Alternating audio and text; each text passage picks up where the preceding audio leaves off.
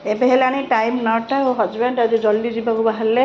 ତେଣୁ ସେ କହିଲେ ମୁଁ ଆଜି ଜଲ୍ଦି 9:30ରୁ ଯିବି। ତେଣୁ ମୁଁ ଆସିକି ଚୁଡ଼ା ଉପମା ତାଙ୍କ ପାଇଁ କରିଦେଲି। ଆଉ ଚୁଡ଼ା ଉପମା ଟିକେ ଜଲ୍ଦି କରିଦେଲି। ଆଉ ଏପଟେ ମୁଁ ଟିକେ ଗରମ ପାଣି ବସାଇଛି, ମାନେ ଗରମ ପାଣି ଟିକେ ତୁଳସୀ ପକାଇକି ମୁଁ ପିଇବି, ତୁଳସୀ ଡ୍ରପ୍। ହ୍ୟାଲୋ ଫ୍ରେଣ୍ଡ, ନମସ୍କାର, ଜୟ ଜଗନ୍ନାଥ। ଆପଣମାନେ କେମିତି ଅଛନ୍ତି? ଆଶା କରୁଛି ପ୍ରଭୁ ଜଗନ୍ନାଥଙ୍କର ଆପଣମାନେ ଭଲ ଥିବେ। ଆଉ ଏବେ ହେଲାଣି ଟାଇମ୍ 11ଟା। ଆଉ ମୁଁ ଏବେ ଗାଧୋଇକି ଆସିଲି। ଆଉ ହଜବେଣ୍ଡକୁ ବ୍ରେକଫାଷ୍ଟ କରିକି ଦେଲି, ସେ ଖାଇକି ଗଲେଣି। ଏବେ ଯାଉଛି ମୁଁ ଲଞ୍ଚ ତିଆରି କରିବି। ଆଉ ଲଞ୍ଚ ତିଆରି କରିକି ମୁଁ ଆପଣମାନଙ୍କୁ ଦେଖା କରୁଛି। ଆଉ ଏବେ ଦେଖନ୍ତୁ ଟାଇମ୍ 11ଟା ହେଲାଣି। ସୂର୍ଯ୍ୟ କେତେ ବାଟ ଉପରକୁ ଉଠିଗଲେଣି। ଆଉ ଚାରିଆଡ଼େ ଖରା ହେଉଛି। ମକର ସଂକ୍ରାନ୍ତି ପର ହେଲାଣି ନା, ଖରାଟା ବଢ଼ିଆ ହେଉଛି। ତ ଲୁଗା ଶୁଖାଇବାକୁ ବଢ଼ିଆ ହେଇଛି। ଶୀତ ଦିନେ ବର୍ଷା ବର୍ଷି ନାହିଁ, ଲୁଗା ଶୁଖାଇବାକୁ ଭଲ ଲାଗୁଛି। ଚାରିଆଡ଼େ ଖରା ବଢ଼ିଆ ଲାଗୁଛି, ଟିକେ ଉଷୁମ ଉଷୁମ ଲାଗୁଛି, ଭଲ ଲାଗୁଛି। ଶୀତ ବି ଟିକେ କମ୍ ହେଇଯାଇଛି ଏବେ। ମୁଁ ଛାତରେ ଟିକେ ଗଛ ସବୁ ଦେଖିକି ଟିକେ ଆସିଗଲି। ଆଉ ତାପରେ ଏବେ ଟିକେ କିଚେନ୍ରେ ମୁଁ ଟିକେ ଚାହା କରିକି ମୋ ପାଇଁ ଆଣିଲି। ମୁଁ ଟିକେ ଚାହା ସାଙ୍ଗେ, ମାନେ ଶୀତ ଦିନେ ମୋତେ ଟିକେ ଚାହା ସାଙ୍ଗେ ମୁଢ଼ି ହେଉ କି ଚୁଡ଼ା ଭଜା ହେଉ ଖାଇବାକୁ ଭଲ ଲାଗେ। କିନ୍ତୁ ଆଜି ମୁଁ କିନ୍ତୁ କିଛି ମୁଢ଼ି ଫୁଢ଼ି କିଛି ଖାଇଲିନି। ଆଉ ଝିଅ ଏଠି ଖାକଡ଼ା କିଣିକି ଆଣିଥିଲା, ସେ କଲେଜରୁ ଫେରିଲା ବେଳକୁ। ମୁଁ ଆଗରୁ ଖାକଡ଼ା ଖାଇଥିଲି ଥରେ, ମାନେ ଯେଉଁଟାକି ରାଜସ୍ଥାନର ଗୋଟେ ଡିଶ୍। ଆଉ ଖାଇଥିଲି ମୁଁ ଏଇଟା, କିନ୍ତୁ ମୋତେ ସେଇଟା ଟିକେ ସାଧା ଲାଗୁଥିଲା ବୋଲି ମୋତେ ଭଲ ଲାଗିଲାନି। ଏଇଟା ଟିକେ ରାଗ ରାଗ ଲାଗୁଛି, ଭଲ ଲାଗୁଛି। ମୁଁ ଟିକେ ଚା ସାଙ୍ଗେ ଟିକେ ଖାଉଛି। ଆଉ ଚୁଡ଼ା ଉପମା ଯେଉଁ କରିଥିଲି ହଜବେଣ୍ଡ ଆଉ ଝିଅକୁ ଦେଇଦେଲି। ମୋତେ ସବୁବେଳେ ଗରମ ଜଳଖିଆ ଖାଇବାକୁ ଇଚ୍ଛା ହେଉନି। ଏବେ ମୁଁ ଲଞ୍ଚ କରିବାକୁ ଆସିଲି। ଆଉ ଲଞ୍ଚରେ ଆଜି ମୁଁ ବନେଇବି ଚଣା ଶାଗ। ଚଣା ଶାଗ ଆପଣଙ୍କ ଆଡ଼େ ମିଳେ ନା ନାହିଁ? ଏଠି ତ ଟାଉନରେ ମିଳୁନି। ଏଇଟା ବି ଆମର ଗାଁରୁ ଆସିଥିଲା। ତାପରେ ମୁଁ ଚଣା ଶାଗ ପାଇଁ ଏଠି ବସାଇଛି। ପରିବାରେ ନେଇଛି ମୁଁ ବାଇଗଣ ଆଉ କଖାରୁ, ମୁଗ ଡାଲି। ଏଇଟା ମୁଗ ଡାଲି ପଡ଼ିକି ଶାଗଟା ହେବ। ନହେଲେ କିଏ କିଏ ବି ଏଟାକୁ ଝାଇଁ ଝାଇଁ କରି ରସୁଣ ପିଆଜ ଦେଇକି ଭାଜନ୍ତି ଖାଲି।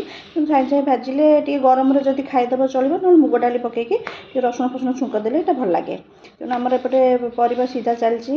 ଆଉ ମୁଁ ଭାତ ପାଇଁ ବି ବସାଇ ଦେଇଛି। ତାପରେ ଏପଟେ ମୁଁ ଛୁଙ୍କ ପାଇଁ ଦେଉଛି। ପ୍ରଥମେ ଆଗ ଡାଲିଟା ଛୁଙ୍କ କରିଦେବି।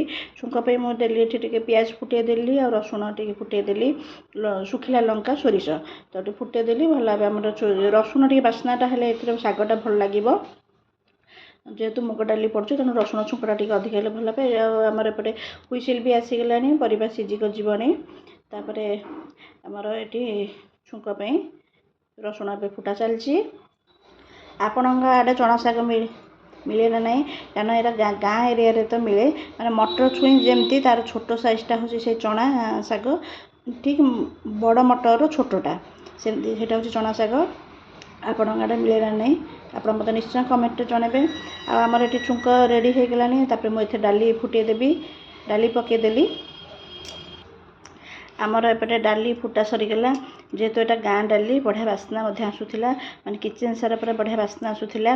ଆଉ ତାପରେ ମୁଁ ଏପଟେ ଚଣା ଶାଗ କାଟୁଛି। ଏଇଟା ଯେହେତୁ ଘାସ ଟାଇପ୍ର ଶାଗଟା ଦେଖାଯାଏ, ତେଣୁ ତାକୁ ଭଲ ଭାବେ ଟିକେ ଚୁନ ଚୁନ କରିକି କାଟିବାକୁ ପଡ଼ିବ। ଆଉ ଆଜି ମୁଁ ଆଉ ପନିକିରେ କାଟୁନି, କାରଣ ପନିକିରେ କାଟିଲେ ମୋ ହାତ ବି କାଟି ହେଇଯିବ। ଏତେ ଚୁନ ଚୁନ ମୁଁ ପନିକିରେ କାଟିପାରେନି। ତେଣୁ ଆଜି ମୁଁ ଗୋଟେ ଦାଢ଼ୁଆ ଛୁରୀ ଧରିକି ତାକୁ ପୁରା ଚୁନ ଚୁନ କରି କାଟିଲି।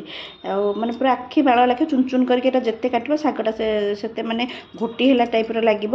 ଆଉ ନହେଲେ ନାହିଁ, ଯେହେତୁ ଘାସ ଟାଇପ୍ର ଶାଗଟା ଦେଖାଯାଏ, ତେଣୁ ଖାଲି କଚକଚ ଲାଗିବ। ତେଣୁ ଅତି ଚୁନ ଚୁନ କରିକି ଏଇଟା କାଟିବାକୁ ପଡ଼ିବ। ଏପଟେ ମୁଁ କଡ଼େଇ ବସାଇଦେଲି। ଆଉ କଡ଼େଇରେ ତେଲ ପକାଇଦେଲି। ତେଲ ମଧ୍ୟ ଆମର ତାତିଗଲାଣି। ଆଉ ଯେହେତୁ ସେପଟେ ଆମେ ଡାଲିକୁ ଭଲ ଭାବେ ଛୁଙ୍କ ଦେଇଛେ, ତେଣୁ ଆଉ କିଛି ଛୁଙ୍କ ଦେବା ଦରକାର ନାହିଁ। ତାପରେ ଏଠି ଚୁନ ଚୁନ କରି ଶାଗ ମୁଁ ପୁରା କାଟି ଦେଇଥିଲି। ଆଉ ତାପରେ ତାକୁ ପକାଇକି ଆମେ ଭାଜିବା। 2ରୁ 3 ଥର କରି ଭାଜିଦେବା। ତାପରେ ଆମେ ଏହି ସମୟରେ ଟିକେ ଲୁଣ ପକାଇଦେବା। ଲୁଣ ଟିକେ ପକାଇଦେଲେ ଶାଗଟା ଟିକେ ସିଝିଯିବ। ଆଉ ଶାଗ ଯେହେତୁ ଏଟା ଟିକେ ଟାଣ ଶାଗ ଥାଏ, ମାନେ ଭାଜିଲେ କିମ୍ବା ଡାଲିରେ ପକାଇଲେ ଶାଗଟା ଟିକେ ଭଲ ଲାଗିବ, କିନ୍ତୁ ଟିକେ ଟାଣ ଶାଗ ଥାଏ ଏଇଟା। ସେଥିରେ ଆମେ ଟିକେ ପାଣି ଦେଇଦେବା। ଘୋଡ଼େଇ ଘୋଡ଼େଇ ମଧ୍ୟ ଭାଜିବା। ଆମେ ଏଠି ଶାଗକୁ ଘୋଡ଼େଇ ଘୋଡ଼େଇ ଭାଜିବା। ଆଉ ଯଦି ଆପଣଙ୍କୁ ମୋ ଭିଡ଼ିଓ ଭଲ ଲାଗୁଛି, ତାହେଲେ ମୋ ଚ୍ୟାନେଲକୁ ସବସ୍କ୍ରାଇବ୍ କରିବେ, ପାଖରେ ଥିବା ବେଲ୍ ଆଇକନ୍କୁ କ୍ଲିକ୍ କରିବେ। ତାହେଲେ ଆପଣ ମୋର ପ୍ରଥମେ ନୋଟିଫିକେସନ୍ ପାଇପାରିବେ। ଆଉ ଆପଣ ଭଲ ଭଲ କମେଣ୍ଟ ଲେଖିକି ପଠାନ୍ତୁ, ଯାହାଦ୍ୱାରା ଆମକୁ ମୋଟିଭେସନ୍ ମିଳିବ। ଆଉ ଲାଇକ୍ ସେୟାର ବହୁତ ମାତ୍ରାରେ ମଧ୍ୟ କରନ୍ତୁ। ଆଉ ଏଠି ଦେଖନ୍ତୁ ଶାଗ ମୋର ଭଜା ହୋଇଗଲା। ତାକୁ ବାରମ୍ବାର ଟିକେ ଘୋଡ଼େଇ ଘୋଡ଼େଇ ଭାଜିବା। ଏପଟେ ମୋତେ ଡାଲି ଛୁଙ୍କ ହୋଇଯାଇଛି। ତାପରେ ଶାଗ ଗୁଡ଼ିକ ଡାଲିରେ ପକାଇଦେବା। ପକାଇକି ଟିକେ ତାକୁ ଫୁଟିବା ପାଇଁ ଛାଡ଼ିଦେବା, ଯାହାଦ୍ୱାରା ଭଲ ଭାବେ ଶାଗଟା ଡାଲିରେ ଫୁଟିକି ଘୋଟି ହୋଇଯିବ। ଶାଗ ଆମର ମୁଗ ଡାଲି ସାଙ୍ଗେ ପଡ଼ିଗଲା। ତାକୁ ଯେହେତୁ ମୁଗ ଡାଲିଟା ଟିକେ ବହଳିଆ ହେଇଯାଉଛି ତେଣୁ ସେଥିରେ ଆମେ ଟିକେ ପାଣି ମିଶାଇଦେବା। ଆଉ ଯେହେତୁ ଏଇଟା ବି ଟାଣ ଶାଗ ସେଥିପାଇଁ ଆମେ 5 ମିନିଟ୍ ବି ପୁଣି ଆଉଥରେ ଘୋଡ଼େଇ ଦେବା। ଆଉ ଘୋଡ଼େଇ ଦେବା। ଏଇ ଶାଗଟାକୁ କରିବା ବେଳେ ବି ଯେତେବେଳେ ଯଦି ଆପଣ ମୁଗ ଡାଲି ସିଝାଉଛନ୍ତି ସେ ସମୟ ଯଦି ଖୁଦ ଟିକେ ମିଶାଇ ଦେବେ ତାହେଲେ ଶାଗଟା ବି ବଢ଼ିଆ ମାନେ ଘୋଟି ହେଇକି ହେବ। ଏ ଶାଗଟା ଯେତେ ଘୋଟି ହେଇକି ହେବନି ମୁଗ ଶାଗ ଆଉ ଖୁଦ ପରିବା ଯେତେ ଘୋଟି ହେଇକି ହେବ ଏଇଟା ସେତେ ଭଲ ଲାଗିବ। ଆଉ ଦେଖନ୍ତୁ ମୁଁ ଏଠି ଆଳୁ ଭର୍ତ୍ତା ମଧ୍ୟ ତିଆରି କରିଛି। ଆଉ ଆର ରେସିପି ମୁଁ କିଛି ଦେଖେଇନି। ଆଉ ମୁଁ ଏଠି ଲେମ୍ବୁ ଆଚାର କରିଥିଲି, ତାକୁ ଟିକେ ମାନେ ମୋର ଲେମ୍ବୁଟା ଟିକେ ଟାଣ ଲାଗୁଥିଲା ଚୋପାଟା, ତେଣୁ ମୁଁ ତାକୁ ଟିକେ ରାନ୍ଧିଦେଲି ଲେମ୍ବୁଟାକୁ। ଖରା ଶୁଖେଇକି ତ ପାଗ ହେଇଯାଇଥିଲା କିନ୍ତୁ ଆଉ ଟିକେ ଖଟା ଲାଗୁଥିଲା ତେଣୁ ଲେମ୍ବୁକୁ ରାନ୍ଧିଦେଲି। ତାପରେ ଆମେ ଝିଅର ମୋର ଖାଇଦେଲୁ। ଆଉ ଖାଇସାରିଲା ପରେ ମୁଁ ଟିକେ ଛାତକୁ ଆସିଲି। ଆଜି ଟିକେ ଗଛ ମୋର ଲଗାଇବାର ଥିଲା। ମୁଁ ଏଠି ମାନେ ମଣ୍ଡା ଫୁଲ ଗଛ ଯେଉଁ ଗେଣ୍ଡୁ ଫୁଲ ସେଇ ଗଛଟା ମୋର ତଳି ପକାଇଥିଲି। ତେଣୁ ଗଛଟା ବି ଚାଖେଣ୍ଡେ ଚାଖେଣ୍ଡେ ବଡ଼ ହେଇଗଲାଣି। ତେଣୁ ମୁଁ କେତେଟା ଗଛ ଲଗାଇଥିଲି ଆଉ କେତେଟା ଫାଙ୍କା ଟିକେ ପଡ଼ିଥିଲା। ତେଣୁ ଜାଗା ଟିକେ ତାକୁ ଠିକ୍ କରିକି ଗଛଟାକୁ ପୁଣି ଗୋଟେ ଗୋଟେ ଲଗାଇବି ବୋଲି ବାହାରିଲି। ଆଉ ମୁଁ କିଛି ଏଥିରେ ମାନେ ଗଛରେ ମୁଁ କିଛି ସାର ଦିଏନି। ପରିବା ଚୋପା ମାନେ କିଚେନ୍ରେ ଯାହା ସବୁ ପରିବା ଚୋପା ମୁଁ ସେରା ସବୁ ତା ମୂଳରେ ଦେଇଦିଏ, ଯାହାଦ୍ୱାରା ମୋର ମଧ୍ୟ ଫୁଲ ଭଲ ହୁଏ। ଆଉ ଗେଣ୍ଡୁ ଗଛଟା ଟିକେ ବଡ଼ ବଡ଼ ହେଲାଣି ତେଣୁ ମୁଁ ଟିକେ ତାକୁ ଜାଗା ପୁଣି ସେଟ୍ କରିକି ଲଗାଉଛି। ଆଉ ଗଛଟା ମୋର ଚାଖେଣ୍ଡେ ଚାଖେଣ୍ଡେ ବଢ଼ିଗଲାଣି। ଆଉ ଫୁଲ ହେଲେ ମୁଁ ଆପଣମାନଙ୍କୁ ଦେଖେଇବି। ଏବେ ଟାଇମ୍ ହେଲାଣି 4ଟା। ଆଉ ମୁଁ ଗଛ ଟିକେ ଲଗାଇକି ଆସିଲି। ତାପରେ ଭାବିଲି ଯାଉଛି କିଚେନ୍ରେ ମାନେ ଏବେ ଯେହେତୁ ଆଉ କିଛି କାମ ନାହିଁ ଭାବିଲି କିଚେନ୍ରେ ଏସବୁ ଜିନିଷ ଟିକେ ଯାଉଛି ସାଇତା ସାଇତି କରିଦେବି। ଆଉ ଆଜି ଟିକେ ବହୁତ କାମ ଥିଲା ସାଇତା ସାଇତି କରିବାକୁ। ଗ୍ରୋସରୀ ଜିନିଷ ପଡ଼ିଛି, ପରିବା ପଡ଼ିଛି, ଆଉ ସବୁ ଖଟା ଫଟା ଯେଉଁ କରିଥିଲି ତାକୁ ପଡ଼ିଛି। ଆଉ ଇଆଡ଼େ ଚିପ୍ସ ମାନେ ଯେଉଁ ନଳି ଚିପ୍ସରା ଯେଉଁ ଛାତରେ ଶୁଖେଇଥିଲି ସେସବୁ ପଡ଼ିଛି। ଭାବିଲି ଯାଉଛି ଟିକେ ଏଇନା ସାଇତା ସାଇତି କରିଦେବି। ତାପରେ ସେଠୁ କିଚେନ୍ ଆସିକି ମୁଁ ଟିକେ ସବୁ ଲେମ୍ବୁ ଆଚାର ଟିକେ ଡବାରେ ଆଗ ଭର୍ତ୍ତି କରି ରଖିଦେଲି। ତାପରେ ଚିପ୍ସରା ଏଠି ମାନେ ଆମ ଝିଅ ଭାତ ଖାଇଲା ବେଳେ ସେ ଚିପ୍ସ ତାର ନହେଲେ ହେବନି। ତେଣୁ ସେ ଚିପ୍ସ ଟିକେ ତା ଲାଗି ଆଣିବାକୁ ପଡ଼େ। ଏଇଟା ଟିକେ ଖରାରେ ଯେହେତୁ ଭଲରେ ଛାଣି ହେଉନଥିଲା ତାକୁ ଟିକେ ଖରା ଶୁଖେଇ ଦେଇଥିଲି। ଆଉ ଡବା ଟିକେ ପୋଛାପୋଛି କରିକି ତାକୁ ଟିକେ ଏଇଟା ସବୁ ଭର୍ତ୍ତି କରି ରଖିଥିଲି। ଆଉ ତାପରେ ସେ ପାମ୍ପଡ଼ ଫାମ୍ପଡ଼ ସବୁ ଜରିରେ ବି ଏମିତି ଫିଟିକି ପଡ଼ିଥିଲା, ତାକୁ ମଧ୍ୟ ଟିକେ ସାଇତା ସାଇତି କରି ରଖିଦେଲି। କାରଣ ଖରା ଦିନ ହେଇଗଲାଣି, ଏମିତି ଟିକେ ଜରିରେ ଯଦି ମେଲା କରିକି କୌଣସି ଜିନିଷ ପକାଇଥିବ ମାନେ ପିମ୍ପୁଡ଼ି ବି ଆସିକି ଲାଗିବ। ଶୀତ ଦିନ ବେଳେ ଲାଗୁନଥିଲା କିନ୍ତୁ ଏବେ ଯାହା ଟିକେ ଜରିରେ ଟିକେ ଏମିତି ଫିଟେଇକି ଥୋଇଦେବ ମାନେ ପିମ୍ପୁଡ଼ି ଲାଗିଯିବ। ତେଣୁ ସେ ପାମ୍ପଡ଼ ଫାମ୍ପଡ଼ ସବୁ ଏଠି ଡବାରେ ମାନେ ଭାଙ୍ଗିକି ରଖିଦେଉଛି। ଆଉ ଯାହାଦ୍ୱାରା ପିମ୍ପୁଡ଼ି ଆଉ କିଛି ଲାଗିବନି। ଏମିତି ଡବାରେ ସବୁ ସାଇତିକି ସେଟ୍ କରି ରଖିଦେଲେ ଟିକେ ସୁବିଧା। ଆଉ କିଛି ବି ସିପିବନି କି ନା ପିମ୍ପୁଡ଼ି ବି ଲାଗିବନି। ଏବେ ମୁଁ ଡବା ରଖି ସବୁ ସାଇତି ଦେଲି। ଯଦି ଆପଣଙ୍କୁ ମୋ ଭିଡ଼ିଓ ଭଲ ଲାଗିବ ତାହେଲେ ମୋ ଚ୍ୟାନେଲକୁ ସବସ୍କ୍ରାଇବ୍ କରିବେ ଆଉ ଲାଇକ୍ ମଧ୍ୟ କରିବେ, ଯାହାଦ୍ୱାରା ଆମକୁ ବହୁତ ମୋଟିଭେସନ୍ ମିଳିବ। ଆଉ ଏଇଠି ମୁଁ ସବୁ ସାରିଦେଲି। ତାପରେ ପରିବା ଏଇଠି ବି ପଡ଼ିଛି, ଆଉ ସାଇତିବାକୁ ଇଚ୍ଛା ବି ହେଉନି।